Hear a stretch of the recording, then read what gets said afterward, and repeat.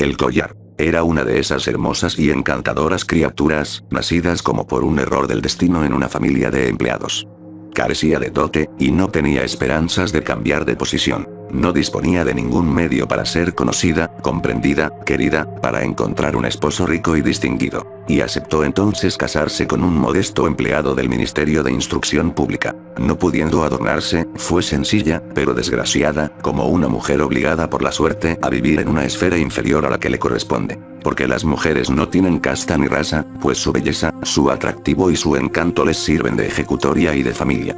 Su nativa firmeza, su instinto de elegancia y su flexibilidad de espíritu son para ellas la única jerarquía que iguala a las hijas del pueblo con las más grandes señoras. Sufría constantemente, sintiéndose nacida para todas las delicadezas y todos los lujos. Sufría contemplando la pobreza de su hogar, la miseria de las paredes, sus estropeadas sillas, su fea indumentaria. Todas estas cosas, en las cuales ni siquiera habría reparado ninguna otra mujer de su casa, la torturaban y la llenaban de indignación. La vista de la muchacha bretona que les servía de criada despertaba en ella pesares desolados y delirantes ensueños. Pensaba en las antecámaras mudas, guarnecidas de tapices orientales, alumbradas por altas lámparas de bronce, y en los dos pulcros lacayos de calzón corto, dormidos en anchos sillones, amodorrados por el intenso calor de la estufa. Pensaba en los grandes salones colgados de sedas antiguas, en los finos muebles repletos de figurillas inestimables y en los saloncillos coquetones, perfumados, dispuestos para hablar 5 horas con los amigos más íntimos, los hombres famosos y agasajados, cuyas atenciones ambicionan todas las mujeres. Cuando, a las horas de comer, se sentaba delante de una mesa redonda, cubierta por un mantel de 3 días, frente a su esposo, que destapaba la sopera, diciendo con aire de satisfacción: «¡Ah! ¡Qué buen caldo! No hay nada para mí tan excelente como esto».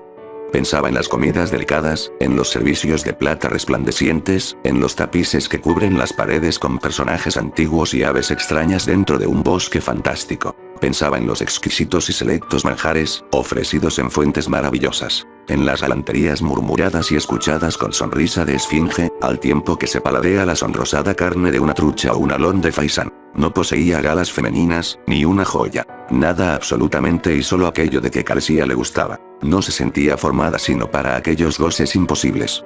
Cuánto habría dado por agradar, ser envidiada, ser atractiva y asediada. Tenía una amiga rica, una compañera de colegio a la cual no quería ir a ver con frecuencia, porque sufría más al regresar a su casa. Días y días pasaba después llorando de pena, de pesar, de desesperación. Una mañana el marido volvió a su casa con expresión triunfante y agitando en la mano un ancho sobre.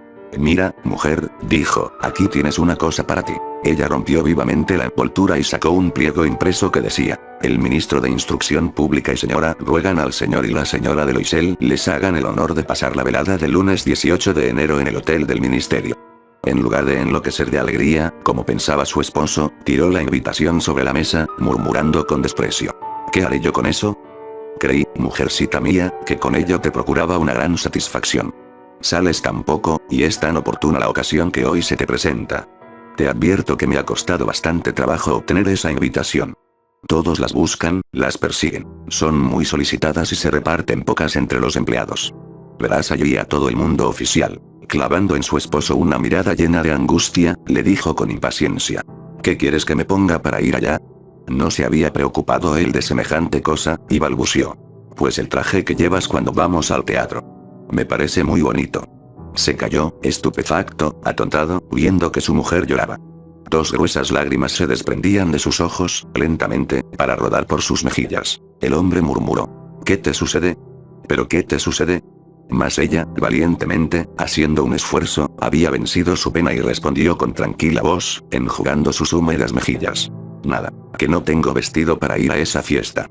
Da la invitación a cualquier colega cuya mujer se encuentre mejor provista de ropa que yo. Él estaba desolado, y dijo: «Vamos a ver, Matilde.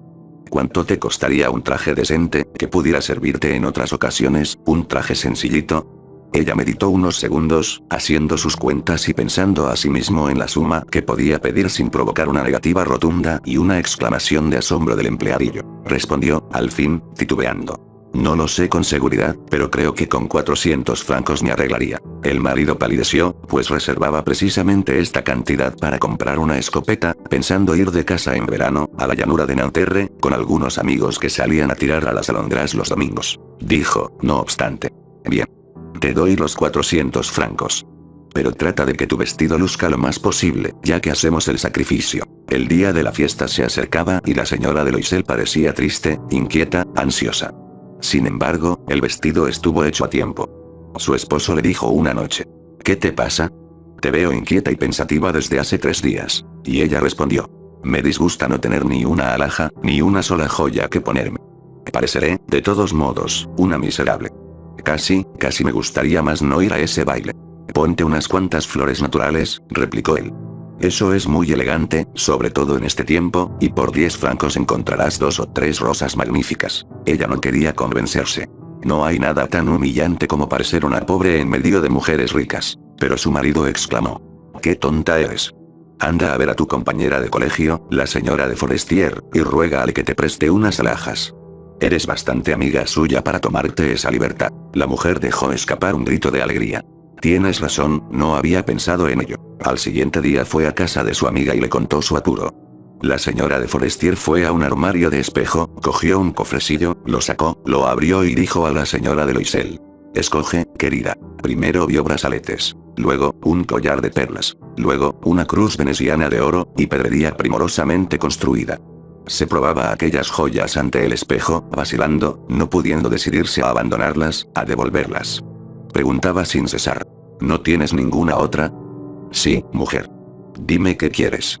No sé lo que a ti te agradaría. De repente descubrió, en una caja de raso negro, un soberbio collar de brillantes, y su corazón empezó a latir de un modo inmoderado. Sus manos temblaron al tomarlo. Se lo puso, rodeando con él su cuello, y permaneció en éxtasis contemplando su imagen. Luego preguntó, vacilante, llena de angustia: ¿Quieres prestármelo? No quisiera llevar otra joya. Sí, mujer. Abrazó y besó a su amiga con entusiasmo, y luego escapó con su tesoro. Llegó el día de la fiesta. La señora de Loisel tuvo un verdadero triunfo. Era más bonita que las otras y estaba elegante, graciosa, sonriente y loca de alegría. Todos los hombres la miraban, preguntaban su nombre, trataban de serle presentados. Todos los directores generales querían bailar con ella. El ministro reparó en su hermosura. Ella bailaba con embriaguez, con pasión, inundada de alegría, no pensando ya en nada más que en el triunfo de su belleza, en la gloria de aquel triunfo, en una especie de dicha formada por todos los homenajes que recibía, por todas las admiraciones, por todos los deseos despertados, por una victoria tan completa y tan dulce para un alma de mujer. Se fue hacia las 4 de la madrugada. Su marido, desde medianoche, dormía en un saloncito vacío, junto con otros 3 caballeros cuyas mujeres se divertían mucho. Él le echó sobre los hombros el abrigo que había llevado para la salida, modesto abrigo de su vestir ordinario, cuya pobreza contrastaba extrañamente con la elegancia del traje de baile. Ella lo sintió y quiso huir, para no ser vista por las otras mujeres que se envolvían en ricas pieles. Loisel la retuvo diciendo: Espera, mujer, vas a resfriarte a la salida. Iré a buscar un coche. Pero ella no le oía, y bajó rápidamente la escalera. Cuando estuvieron en la calle no encontraron coche, y se pusieron a buscar, dando voces a los cocheros que veían pasar a lo lejos. Anduvieron hacia el Sena desesperados, tiritando. Por fin pudieron hallar una de esas vetustas berlinas que solo aparecen en las calles de París cuando la noche cierra, cual si les avergonzase su miseria durante el día. Los llevó hasta la puerta de su casa, situada en la calle de los Mártires, y entraron tristemente en el portal. Pensaba, el hombre, apesadumbrado, en que a las 10 había de ir a la oficina. La mujer se quitó el abrigo que llevaba echado sobre los hombros, delante del espejo, a fin de contemplarse aún una vez más ricamente alhajada. Pero de repente dejó escapar un grito. Su esposo, ya medio desnudo, le preguntó: ¿Qué tienes? Ella se volvió hacia él, acongojada. Tengo, balbuceó, que no encuentro el collar de la señora de Forestier. Él se irguió, sobrecogido. ¿Eh? ¿Cómo? No es posible. Y buscaron entre los adornos del traje, en los pliegues del abrigo, en los bolsillos, en todas partes. No lo encontraron. Él preguntaba: ¿Estás segura de que lo llevabas al salir del baile? Sí, lo toqué al cruzar el vestíbulo del ministerio. Pero si lo hubieras perdido en la calle, lo habríamos oído caer. Debe estar en el coche. Sí. Es probable. ¿Te fijaste qué número tenía? No. ¿Y tú, no lo miraste? No. Se contemplaron aterrados. Loisel se vistió por fin. Voy, dijo, a recorrer a pie todo el camino que hemos hecho, a ver si por casualidad lo encuentro. Y salió.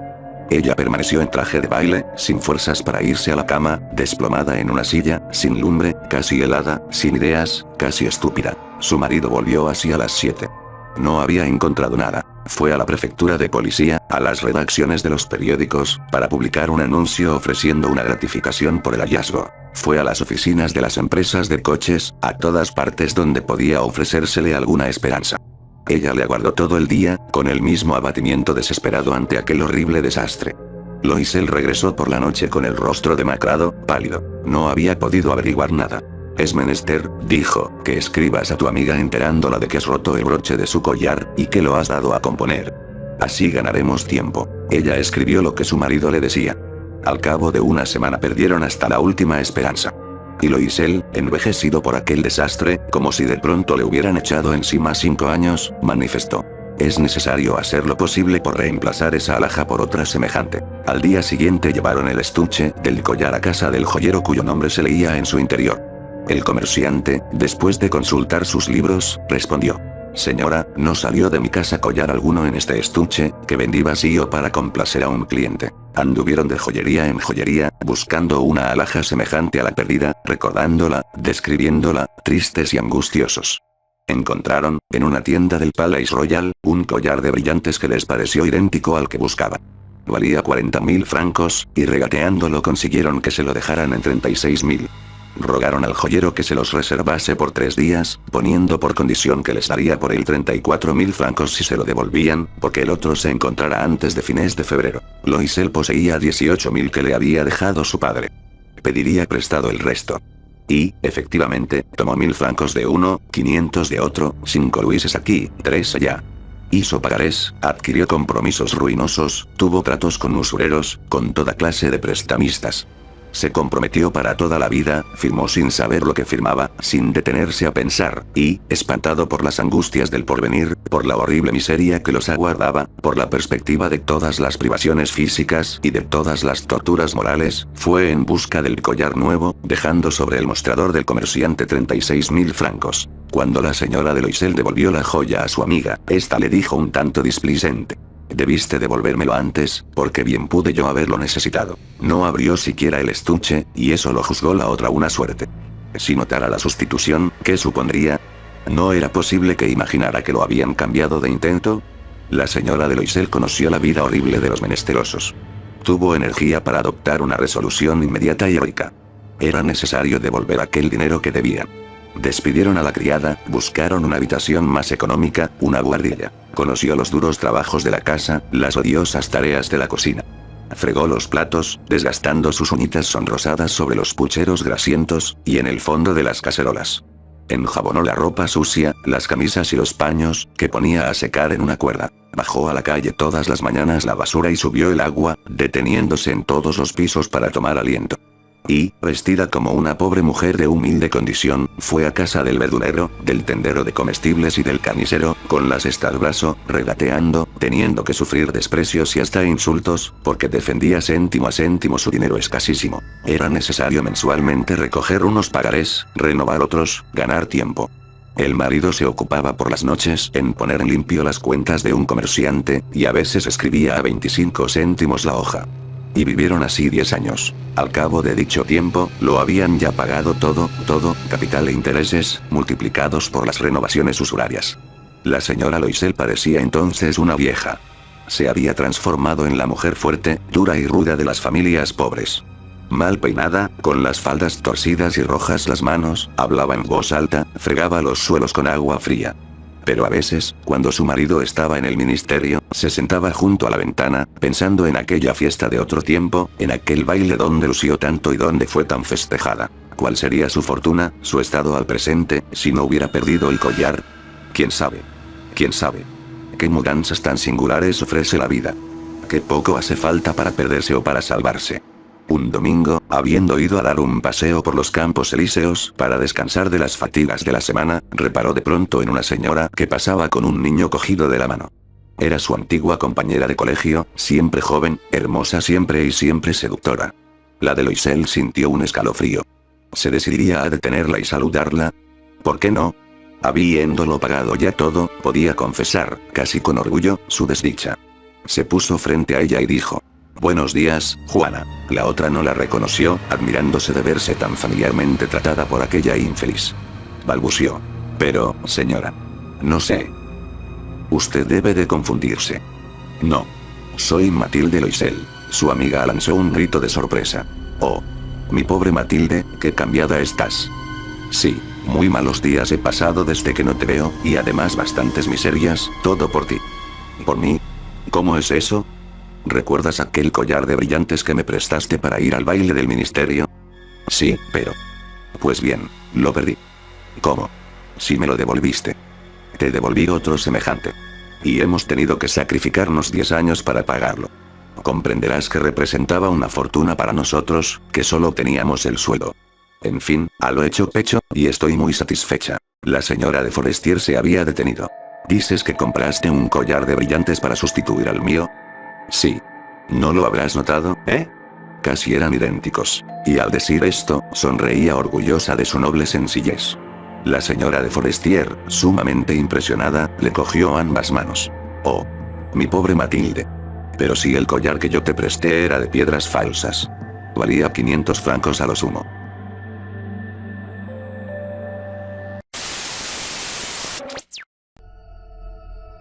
El dios con orejas de perro. ¿Qué opinas? Preguntó el profesor Dewey. El tamaño colosal del sarcófago que albergaba a la momia acentuaba la pequeñez de mi amigo.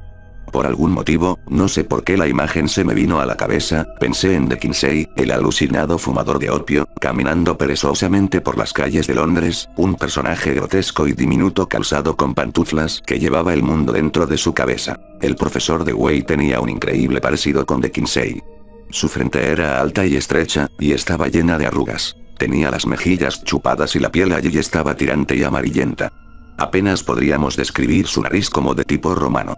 Su sonrisa era sombría y sin vida, y muy poca gente se sentía atraída por su persona. Pero debajo de este aspecto repulsivo y exterior, el pequeño sujeto tenía un buen corazón, y yo encontraba su compañía deliciosamente estimulante. El hobby del profesor era la arqueología y compraba importantes cantidades de momias todos los años. Ilegalmente, me temo.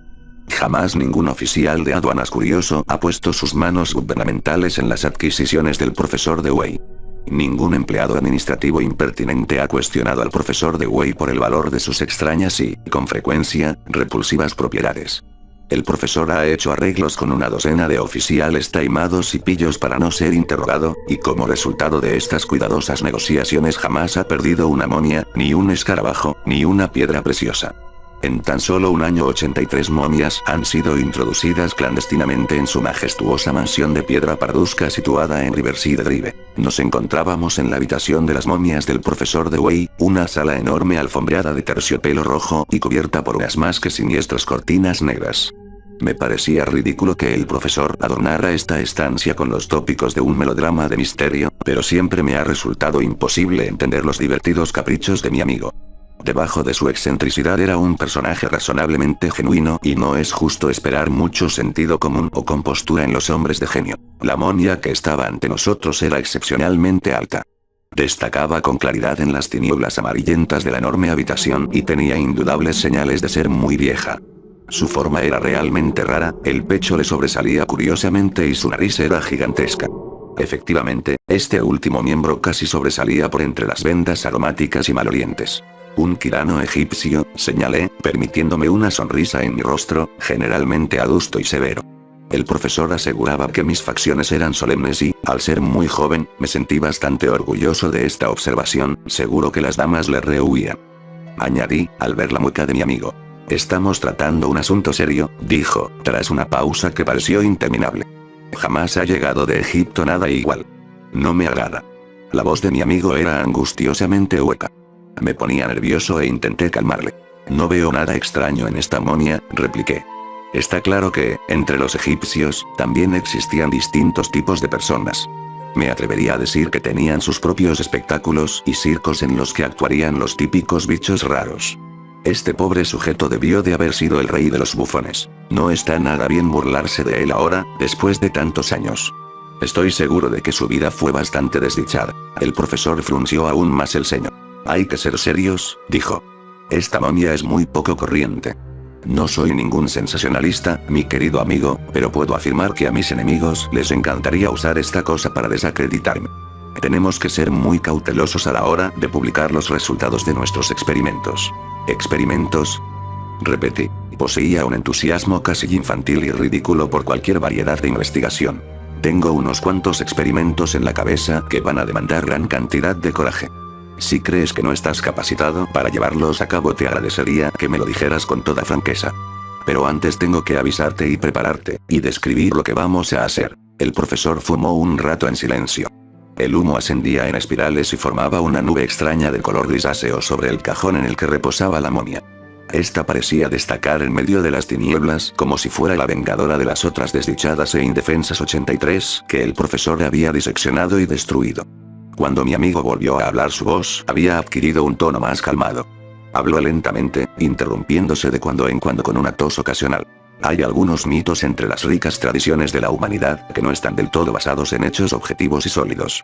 No creo que la imaginación de los pueblos primitivos sea capaz de crear por sí sola castillos en el aire. La ciencia moderna muchas veces no nos deja ver con claridad y se burla con demasiada frecuencia de las leyendas sobre dioses y diosas que han llegado hasta nosotros. Es absurdo pensar que los egipcios crearon sus dioses monstruosos a partir de la mera observación del reino animal. Existe algo tan inmenso, tan psicológicamente terrible acerca de los dioses egipcios, que es difícil creer que tan solo sean un simple producto de la imaginación humana. O bien son entes creados por algún soñador con una fantasía inaudita, un Edgar Allan Poe egipcio, o... El profesor Dewey se calló antes de terminar su sentencia. Supongo que le costaba decir en voz alta tan aventurado juicio, pues hizo una pausa antes de proseguir. Esos dioses con forma de cocodrilo, aquellos con cabeza de gato o las divinidades de orejas de murciélago, son entes más extraños y envilecidos que cualquier otra cosa que podamos encontrar en el mundo moderno. Incluso los salvajes de África o Australia serían incapaces de desarrollar algo tan maligno. Y sin embargo, si hacemos caso a los historiadores, el pueblo egipcio alcanzó un nivel muy alto de cultura ética. No serían capaces de mostrar con tanta alegría semejantes horrores. Mi amigo dudó de nuevo, como si le molestara poner en palabras su teoría. Mi entusiasmo le animó a hacerlo por fin. Con frecuencia he pensado que esos monstruos existieron en la realidad. ¿Por qué tenemos que suponer que los hombres son los únicos seres inteligentes que moran en este planeta? No me considero un estúpido. Mis enemigos darían con gusto varios años de su vida por escuchar esta conversación. Pero tan solo conocerán los resultados, si estos no son demasiado repugnantes. El profesor Dewey se hundió en su silla como si estuviera exhausto.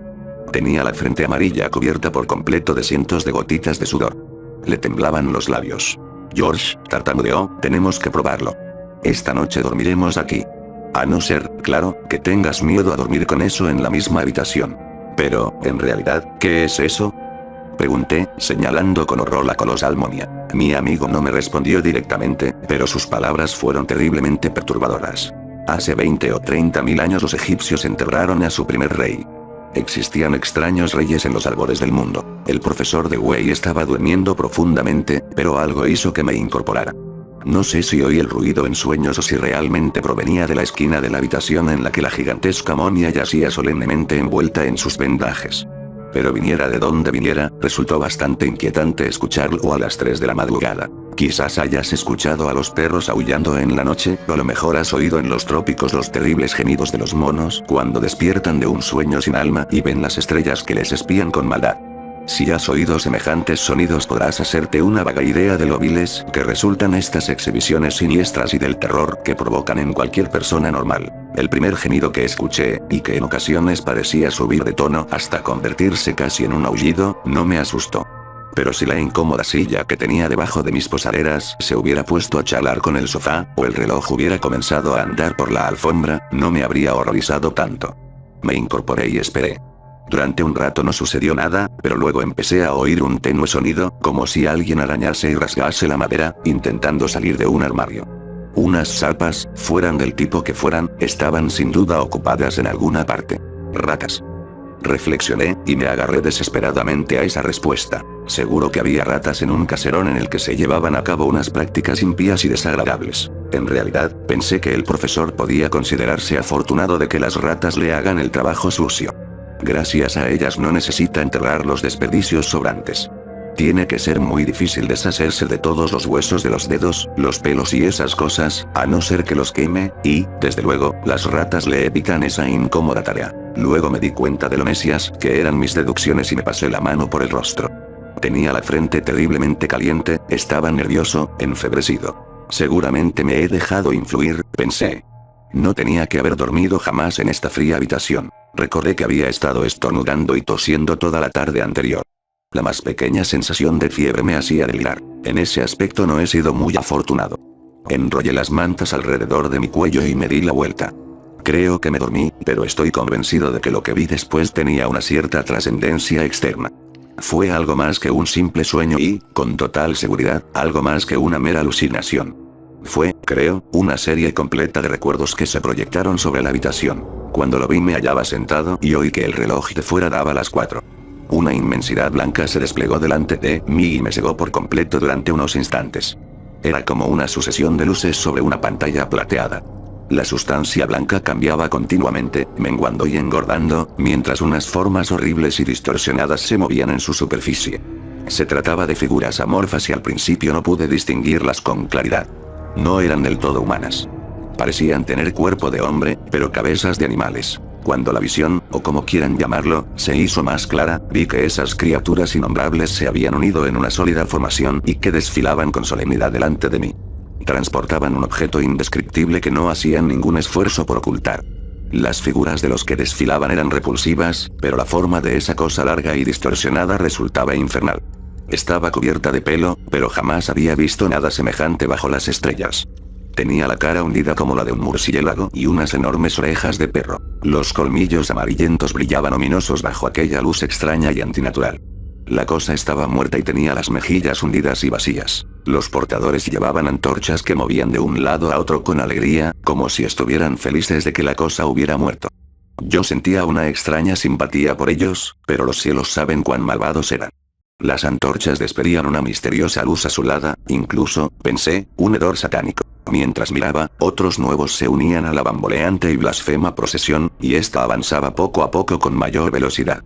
Y entonces comenzaron el canto y las invocaciones, y los terribles himnos en honor a los muertos crecieron y resonaron por toda la habitación hasta que tuve que taparme los oídos con las manos para dejar de escuchar aquellos cantos antiguos y obscenos.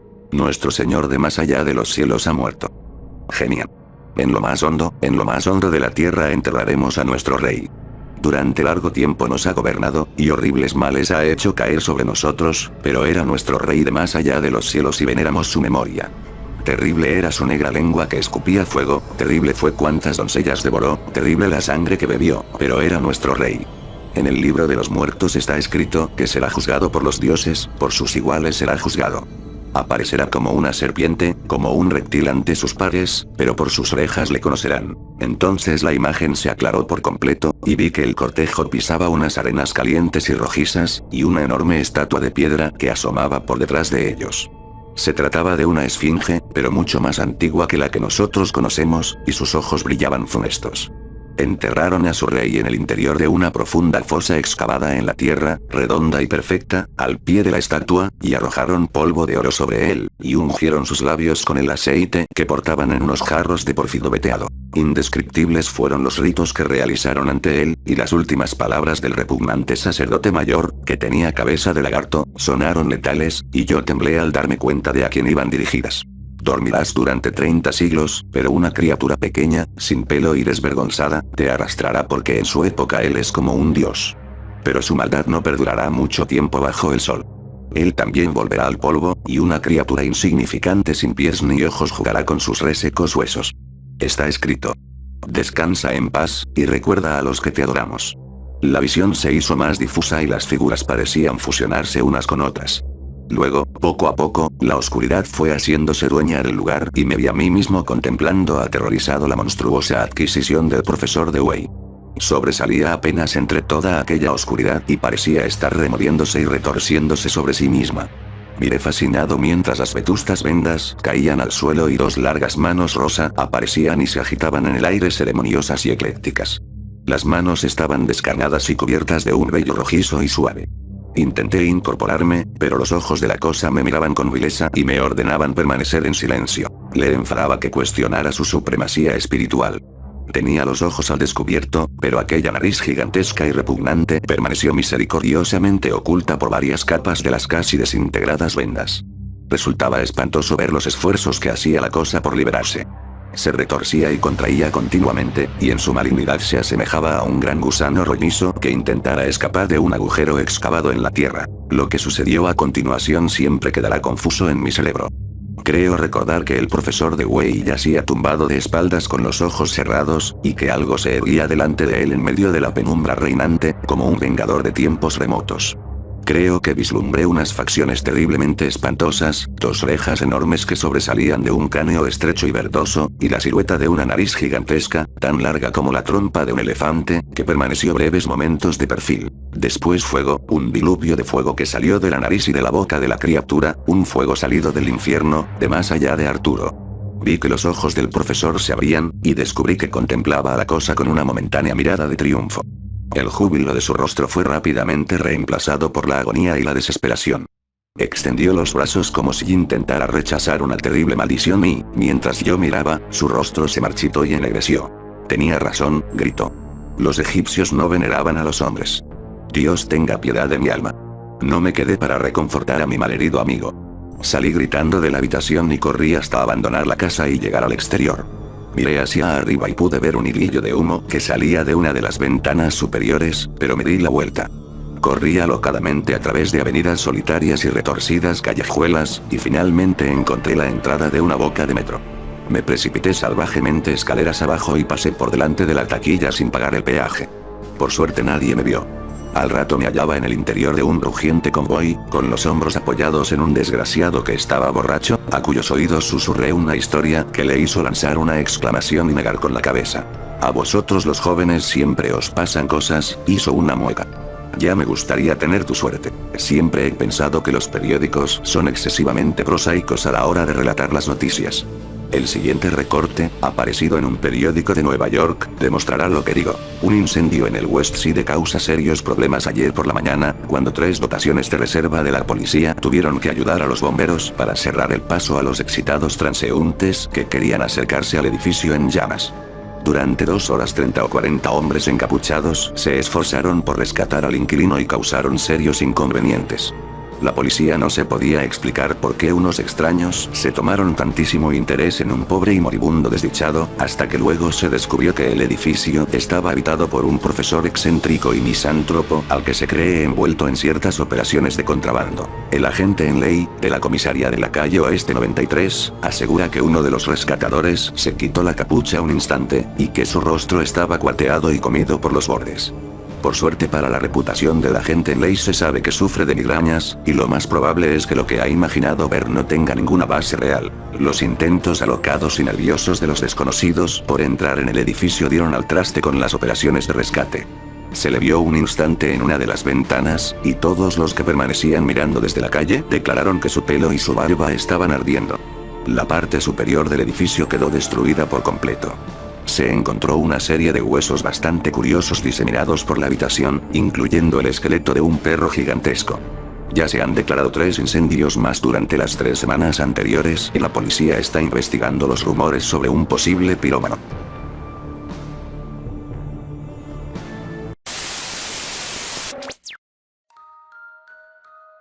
La muerte y la condesa. Era un viejo cementerio, y ellos habían estado largo tiempo muertos. Los últimos habían sido colocados en el nuevo camposanto, sobre la colina, cerca de Bois d'Amour y cerca de los sonidos de las campanas que llaman a la gente a misa. Pero la pequeña iglesia donde se celebraba el oficio, seguía fielmente al lado de los viejos muertos. Sin embargo, en ese rincón olvidado de Finisterre, no se construían nuevas iglesias desde hace siglos, dado que la pequeña plaza sobre la que tenía que elevarse el calvario de sus piedras, estaba rodeada de casitas grises. Además, el castillo de la Torre Redonda, que se erguía cruzando el río, había sido construido por los condes de Croisac. Pero los muros de piedra que encerraban aquel gran cementerio habían sido cuidados y estaban en buen estado. En el cementerio no había malezas, losas movidas o lápidas rotas. Se lo veía frío y desolado, como todos los cementerios de Bretaña. Algunas veces se parecía a un cuadro de gran belleza.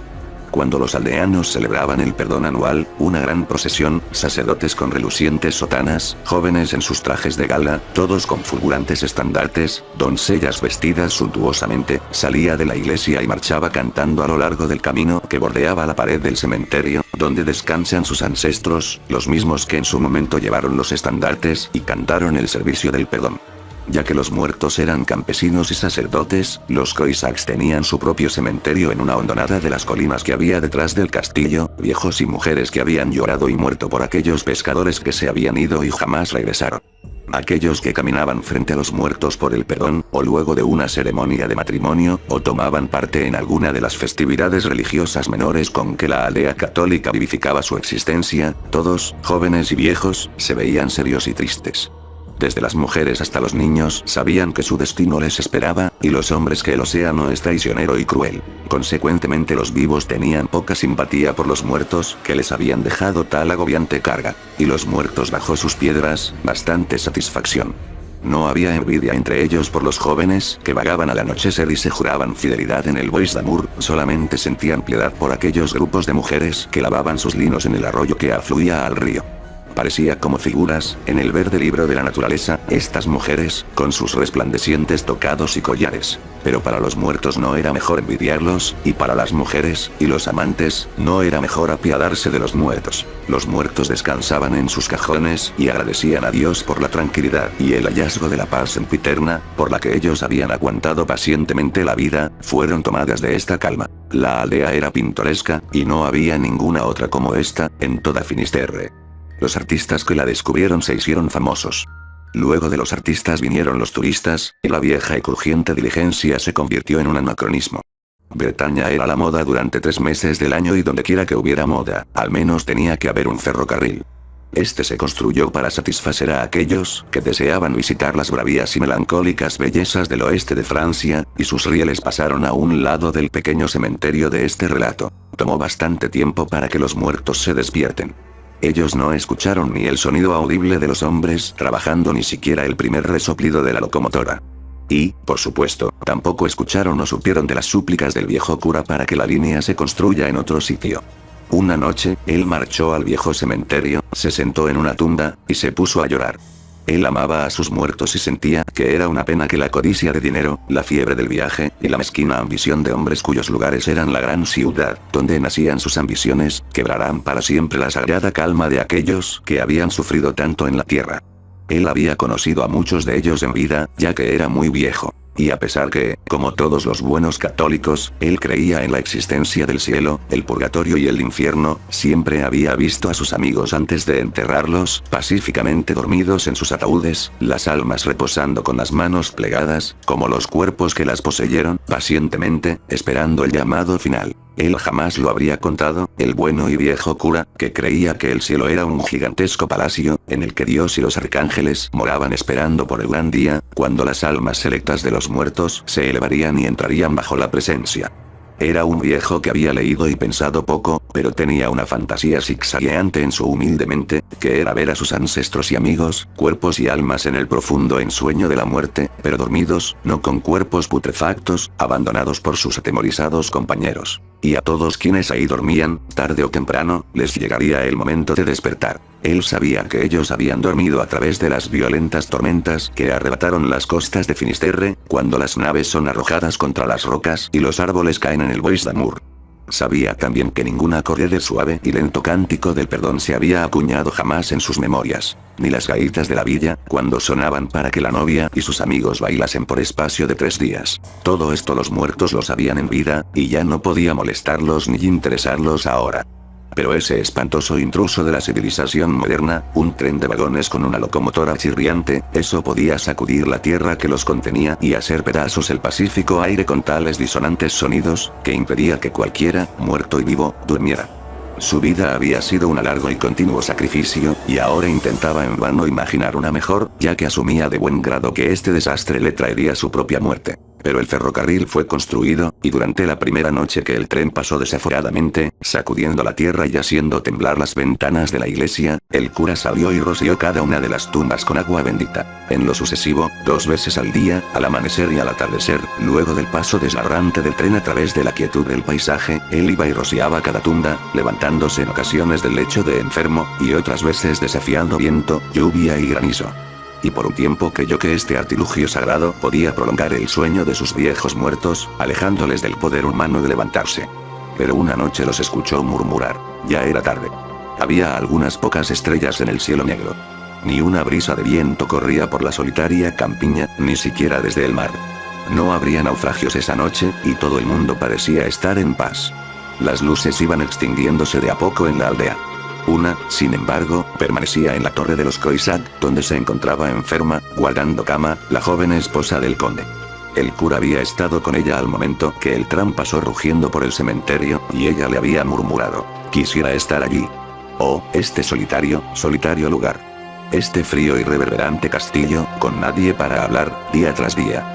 Si me mata, que me entierren en el cementerio al lado del camino, donde 2 veces al día puedo escuchar el tren pasar, ese tren que viene de París. Si me sepultan en cambio, en la bóveda tras la colina, gritaré en mi ataúd, noche tras noche. El cura había curado lo mejor que pudo la sufriente alma de la joven noble, con quien él rara vez trataba. Él meditó, y se movió a través del oscuro camino con sus piernas reumáticas, pensando sobre si la mujer tendría el mismo deseo que él mismo. Si ella es realmente sincera, pobre chica, pensó en voz alta, me abstendré de rociar el agua bendita en su tumba. Aquellos que sufren en vida deberían ver cumplidos todos sus deseos luego de la muerte, y me temo que el conde se lo niegue. Pero le rezo a Dios que en mi lecho mortal no llegue a escuchar ese monstruo nocturno. Y plegó su túnica bajo el brazo y rápidamente rezó un rosario. Pero cuando llegó al cementerio y fue entre las lápidas, con el agua bendita, escuchó a los muertos murmurar. Jean-Marie, dijo una voz, palpando el camino entre tonos desusados en busca de las notas olvidadas, ¿estáis listo? ¿Seguro que este es el último llamado? No, no, retumbó otra voz, ese no es el sonido de una trompeta, François. Será de repente y se oirá fuerte y agudo, como un gran témpano del norte, cuando se zambulle al mar desde los desfiladeros de Islandia. ¿Los recordáis, François? Gracias a Dios que pudimos morir en nuestras camas, rodeados de nuestros nietos y con una única brisa, suspirando en el Bois d'Amour. Ah, los pobres amigos que murieron en su juventud. ¿Los recordáis cuando la gran ola cubrió a Ignace, y cuando no lo vimos más? Nos tomamos de las manos, en la creencia que nosotros seguiríamos, pero al final, vivimos y fuimos y volvimos, y morimos en nuestras camas. Gran Dios. ¿Por qué pensáis en eso ahora, aquí en la tumba, donde eso ya no importa, ni a los vivos? No lo sé, pero fue esa noche cuando Ignace cayó, que pensé que la respiración se me iba. ¿O por qué pensáis que habéis muerto? Por el dinero que debía a Dominique y no pude pagar. Quise que mi hijo lo pagara, pero la muerte vino tan rápido que no pude hablar. Dios sabe cómo ellos me juzgaron en la villa de St. Hilaire. Estáis equivocado, murmuró otra voz. Morí 40 años después que vosotros y los hombres no son recordados tanto en Finisterre. Pero vuestro hijo fue mi amigo y recuerdo que él pagó el dinero. ¿Y mi hijo, qué de él? ¿Está él aquí, también? No, él yace en la profundidad del Mar del Norte. Fue su segundo viaje, y tuvo que regresar la primera vez para alimentar a su esposa. Luego no regresó más, y ella tuvo que lavar en el río para las damas de los Croisat, y tiempo después murió. Yo la hubiera desposado, pero ella dijo que era suficiente haber perdido un marido. Desposé a otra, y ella envejecía 10 años cada vez que yo salía. Guay, por Bretaña, ella no tuvo juventud. ¿Y tú? ¿Llegasteis a viejo antes de acudir a este lugar? 60. Mi mujer vino primero, como muchas esposas. Ella yace aquí. Jeanne. ¿Es esa vuestra voz, mi esposo? ¿No es la del Señor Jesucristo? ¿Qué milagro es este? Creo que es el terrible sonido de la trompeta del juicio final. No puede ser, vieja Jeanne, ya que aún seguimos en nuestras tumbas.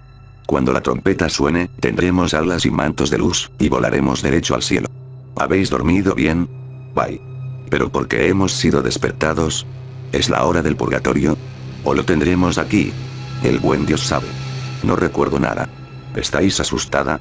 Podría tomar vuestra mano, como cuando estabais por deslizarte de la vida al largo sueño que tanto temíais.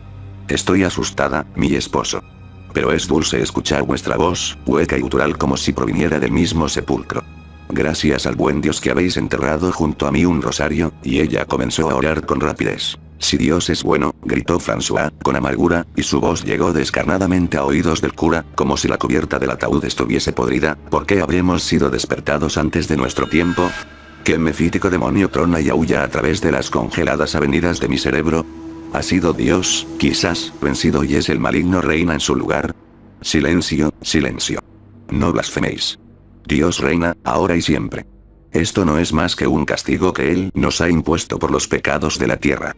Ciertamente, hemos sido castigados mucho antes que descendamos a la paz de hogar. Ah, pero está oscuro y frío. Quizás tengamos que yacer así por una eternidad. En la tierra duramos hasta que morimos, pero tememos el sepulcro. Quisiera estar vivo de nuevo, pobre y viejo y solo y adolorido. Sería mejor que esto. Maldito sea el demonio apestoso que nos despertó.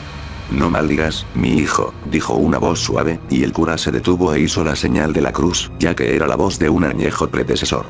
No puedo deciros que es aquello que nos sacude de manera descortés en nuestras tumbas y libera nuestros espíritus de su bendita esclavitud, y no me gusta la conciencia de este lugar, estos montones de tierra sobre mi cansado corazón. Pero es cierto, debe ser cierto. Un bebé comenzó a lloriquear, y desde otra tumba subió la angustia de una madre intentando calmarlo. Ah, por el buen Dios. Sollozó. Yo también pensé que era el sonido del gran llamado, y en este momento tendría que levantarme y encontrar a mi hijo e ir con mi Ignace, cuyos huesos yacen en el fondo del mar. ¿Podrá mi padre encontrarle, cuando los muertos salgan de sus tumbas? Yacer aquí en la duda, esto sí que es peor que la vida. Sí, sí, dijo el cura, todo estará bien, hija. Pero no todo está bien, padre, porque mi bebé llora y está solo en una pequeña caja en el suelo. Si pudiera arrancar la tierra para allanarme el paso hacia él, pero mi vieja madre yace entre ambos. Recen vuestros rosarios. Ordenó el cura, con severidad. Recen vuestros rosarios, todos ustedes. Todos aquellos que no lo hagan, recen el Ave María 100 veces.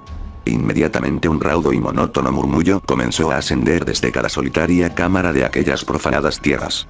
Todos, a excepción del bebé, que aún gemía con la inconsolable aflicción del niño abandonado, obedecieron el mandato. El cura sabía que ellos ya no volverían a hablar esa noche, y volvió a la iglesia para ponerse a rezar hasta el amanecer. Estaba enfermo de tanto horror y pavor, pero no por sí mismo. Cuando el cielo estuvo rosado y el aire lleno de las dulces fragancias de la mañana, un penetrante rugido rasgó el silencio matinal. El cura se apresuró en regresar al cementerio y volver a rociar cada tumba, esta vez con doble ración de agua bendita. Luego que cesó el temblor de la tierra, el cura puso su oído en el suelo. Guay, aún seguía conmoviéndose.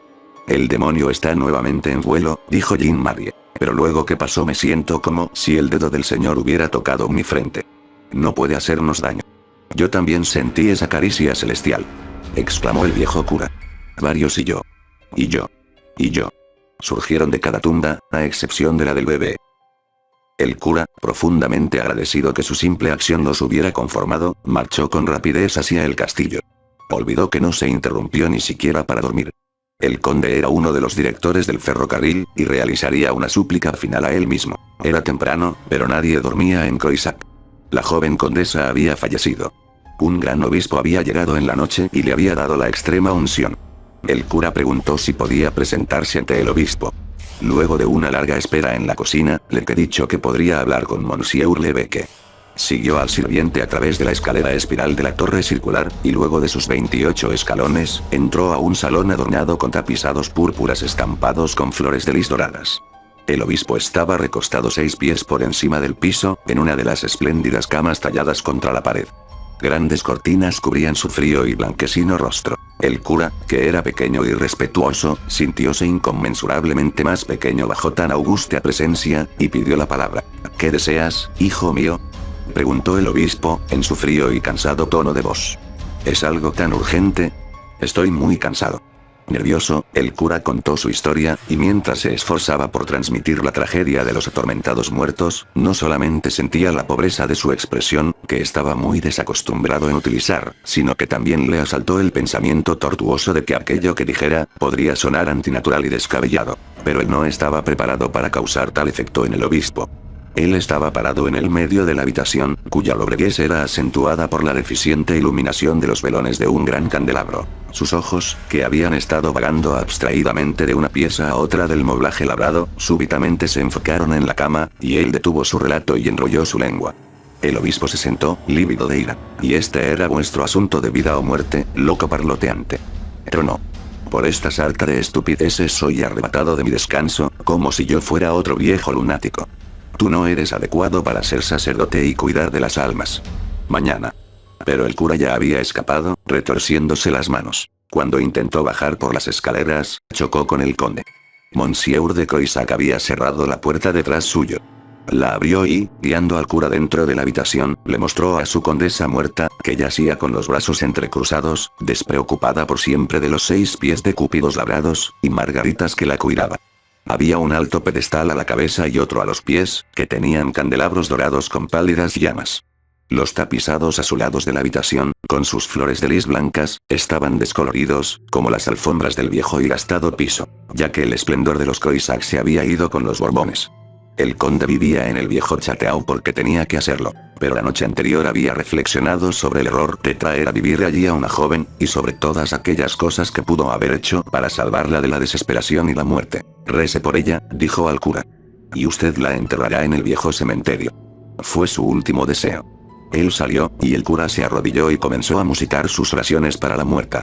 Pero sus ojos discurrían hacia las ventanas, a través de las cuales la condesa habría pasado horas y días mirando, observando a los pescadores zarpando hacia la mar, seguidos por una ribera de esposas y madres, hasta que sus barcos se perdían entre las grandes olas del océano exterior. A menudo miraba el enardecido torrente, o las arboledas, las ruinas, las lluvias cayendo como agujas a través del agua. El cura no había comido nada desde su magro desayuno, a las 12 del día anterior, y su imaginación estaba activa. Se preguntó si el alma se regocijaba en la muerte con la belleza del cuerpo inquieto, y de la vehemencia de la mente pensante. No podía ver la cara de la joven, desde donde estaba arrodillado, solo veía las manos pálidas cruzadas como en un crucifijo. Se preguntó si su rostro había quedado más apacible con la muerte, o enfurecido e irritable como lo había visto la última vez. Si el gran cambio la habría suavizado, entonces tal vez, el alma podía sumergirse bajo las profundas aguas, agraciada por el olvido, y ese maldito tren no podría despertarla en años. Curiosamente sucedió una maravilla. Él detuvo su oración, y acercó una silla a la cama. Se sentó y acercó su rostro al de la mujer muerta. ¡Ay! El suyo no era un semblante de paz. Tenía estampado la tragedia de un amargo renunciamiento. Después de todo, ella era joven, y al final murió a disgusto. Había aún una torva tensión cerca de las fosas nasales, y su labio superior estaba curvado como si su última palabra hubiera sido una imprecación. Pero ella era muy bonita, a pesar de la demacración de sus facciones. Su cabello negro casi cubría la cama, y sus pestañas parecían muy pesadas para aquellas mejillas. Pobre pequeña. Pensó el cura. No, ella no descansará, ni tampoco quería eso. No la rociaré con agua bendita en su tumba. Sería maravilloso que ese monstruo pueda darle algún confort, pero si lo hace, entonces está bien. Él fue al pequeño oratorio contiguo a la alcoba y rezó más fervientemente. Pero cuando los testigos llegaron, una hora después, lo hallaron aletargado al pie del altar. Cuando se despertó estaba en su propia cama, en su pequeña casa, junto a la iglesia. Pero habían pasado 4 días antes que pudiera levantarse para cumplir sus deberes, y para ese momento la condesa ya estaba en su tumba. La vieja ama de llaves dejó de cuidarlo. Él esperó con ansias la llegada de la noche. Había una llovizna pronunciada, y las nubes borroneaban el paisaje y empapaban el suelo en el Bois d'Amour. Las tumbas estaban húmedas, también, pero el cura prestaba poca atención a los elementos de la naturaleza en su larga vida de martirio, y ni bien escuchó el remoto eco del tren nocturno, se apresuró en ir por su agua bendita para regar todas las tumbas, excepto una. Se postró y escuchó afanosamente. Habían pasado 5 días desde la última vez que lo había hecho. Quizás ellos se habrían adormecido de vuelta. En un momento estrechó sus manos y las levantó al cielo. Todo lo por lo que ellos gemían era por paz, por descanso. Maldecían al demonio apestoso que los sacudía de las puertas de la muerte. Y entre las voces de hombres y niños, el cura distinguía las temblorosas notas de sus ancianos mayores. No estaban maldiciendo sino rezando con amarga imploración. El bebé estaba gimoteando con los acentos de un terror mortal, y su madre estaba más que desesperada por cuidarlo. ¡Ay! Gritó la voz de Jean Marie, nunca nos dirán qué purgatorio es este. ¿Qué es lo que saben los curas? ¿Cuándo fuimos advertidos con este tipo de castigos por nuestros pecados? Dormir un par de horas, y hechizados con el momento de despertar. Entonces un cruel insulto de la tierra que está cansada de nosotros, y la orquesta del infierno. De nuevo. Y otra vez. Y otra. Oh Dios. ¿Por cuánto tiempo? ¿Cuánto? El cura tropezó sobre la lápida y la tierra que estaba sobre la condesa. Podía escuchar una voz alabando al monstruo de la noche y el amanecer, una nota de alegría en ese terrible coro de desesperación que él creía lo conduciría a la locura. Juró que a la mañana siguiente movería a sus muertos, aun si tuviera que desenterrarlos con sus propias manos, y los acarrearía hacia la colina, para enterrarlos allí por su propia cuenta. Por un momento no escuchó sonidos. Se arrodilló y pegó su oído a la tumba, entonces contuvo la respiración. Un grito cavernoso se escuchó. Luego otro, y otro. Pero no había palabras. ¿Es ella que está gritando por simpatía con mis pobres amigos? Pensó. ¿O es que está aterrorizada? ¿Por qué no les habla? Quizás ellos olvidarían su difícil condición teniendo ella que decirles del mundo que habían abandonado hace ya tanto. Pero no era su mundo. Tal vez esto es lo que la angustia, ya que ella será una solitaria aquí tal como en la tierra. Ah. Un brusco y horrible grito penetró en sus oídos, luego un jadeante chillido, y otro. Todo se desvaneció en un espantoso trueno. El cura se levantó y estrechó sus manos, mirando al cielo por inspiración. Bye. Gimió, ella no está contenta. Ella cometió un terrible error. Descansaría en la profunda y dulce paz de la muerte, y ese monstruo de hierro y fuego y los desesperados muertos a su alrededor le atormentan el alma, ya tan atormentada en vida. Quizás pueda encontrar descanso en la bóveda detrás del castillo, pero no aquí. Lo sé, y debo arremeter con la tarea, ahora, ya. Se arremangó la sotana y corrió tan rápido como pudo, con sus viejas y reumáticas piernas, hacia el Chateau, cuyas luces brillaban a través de la lluvia. En la orilla del río vio a un pescador y le suplicó que lo llevara en el bote. El pescador extrañado, levantó al viejo en sus fuertes brazos, y lo puso en el bote, y comenzó a remar hacia el Chateau. Cuando tomaron tierra, él se apuró. Esperaré en la cocina por usted, padre, dijo el pescador. Y el cura lo bendijo y se apresuró en llegar al castillo. Una vez más entró a través de la puerta de la gran cocina, con sus adoquines azules, sus brasas y bronces, los mismos que habían conformado a nobles y monarcas en los días de esplendor de los Croisac. Se sentó en una silla frente a la estufa, mientras una criada se fue a avisar al conde.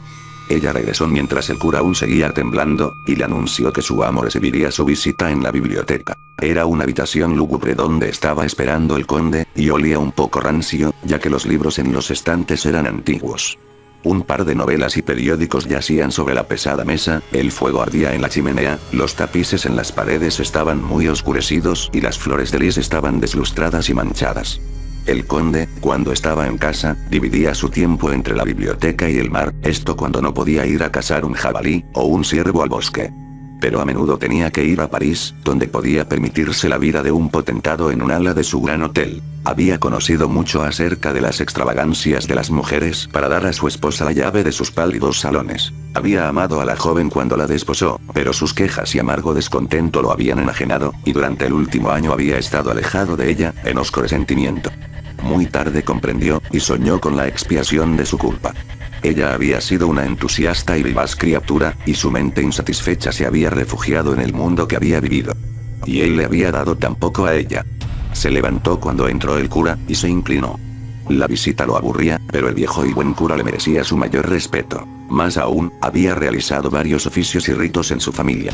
Acercó una silla hacia su invitado, pero el viejo agitó su cabeza y nerviosamente juntó sus manos. «Ay, Monsieur le Comte», dijo, «puede ser que usted también me diga que soy un viejo lunático, como hizo Monsieur le Becque. Sin embargo, tengo que hablar, por más que ordene a sus criados que me echen del Chateau». El conde recordó cierto comentario ácido del obispo, seguido de una manifestación de que un joven cura debería ser enviado, para reemplazar al viejo, que estaba en sus choches. Pero él le replicó suavemente, «Usted sabe, padre, que nadie en este castillo le faltará a usted el respeto. Diga lo que desee, no tema. ¿Pero por qué no toma asiento? Estoy muy cansado». El cura tomó asiento y clavó su vista suplicantemente en el conde. «Este es el asunto, monsieur». Habló rápidamente. Ese terrible tren, con sus estrepitosos hierros, carbones, humareda y chirridos, ha despertado a mis muertos. Los he estado calmando con agua bendita, para que no lo escuchen, hasta que una noche que falto, el ruido que hace este ferrocarril, sacude la tierra y remueve los clavos fuera de los ataúdes. Me apuré, pero el daño ya estaba hecho, los muertos habían despertado, el querido sueño de la eternidad había sido interrumpido. Ellos pensaban que era el llamado de la trompeta del juicio y se preguntaron por qué seguían aún en sus sarcófagos. Pero hablaron entre sí y no fue tan malo como parecía. Pero ahora están desesperados. Están en el infierno, y yo tengo que implorarle a usted que apruebe que sean movidos a la colina. Ah, piense, monsieur, no puede ser que el largo sueño del sepulcro se vea interrumpido tan rudamente, el sueño por el que vivimos y padecemos tan pacientemente. Se detuvo abruptamente y contuvo la respiración. El conde había escuchado sin haber cambiado de semblante, convencido que se trataba de la fantasía de un loco. Pero la farsa lo fatigó, e involuntariamente su mano se movió hacia una campana en la mesa. Ah, monsieur, no todavía, aún no. Jadeó el sacerdote. Es acerca de la condesa que he venido a hablar.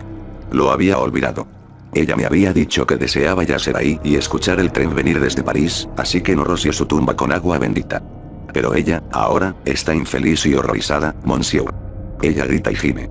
Su ataúd es nuevo y fuerte, y no puedo escuchar sus palabras, pero he escuchado gritar espantosamente desde su tumba esta noche, monsieur. Lo juro sobre la cruz. Ah, monsieur, debéis creerme, por favor. El conde se puso tan pálido como la mujer que había enterrado en su ataúd, y estremeciéndose de la cabeza a los pies, se tambaleó de su silla y clavó la vista en el sacerdote como si viera el mismísimo fantasma de su condesa. Usted escuchó. Llegó a jadear. Ella no está en paz, monsieur. Ella gritó y gimió de manera terrible, como si tuviera la boca tapada con una mano.